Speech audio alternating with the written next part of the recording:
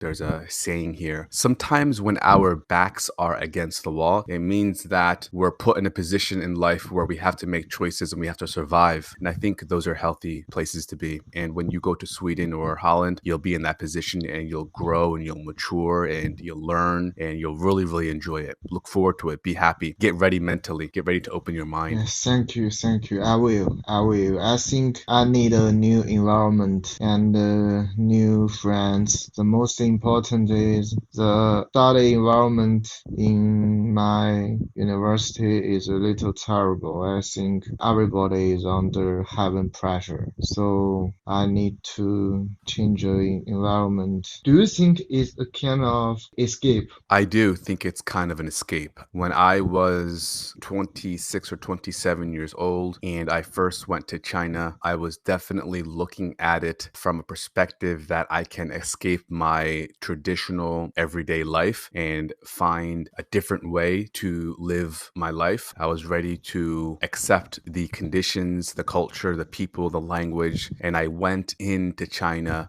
with an open mind and ready to learn and ready to change. So it definitely felt like a form of escapism, but maybe in a more healthy way, because usually when we use this term escapism, it's usually in a negative way. Like, for example, maybe there are a lot of bad things happening in one life and they want to turn on a movie and escape for 1 hour and a half or 2 hours to forget about the real world. I don't do that anymore. I tend to stay grounded and stay focused and keep attacking my goals. Like, comment, and subscribe. Click that bell notification. Follow me on HelloTalk. Follow me on Instagram. Subscribe.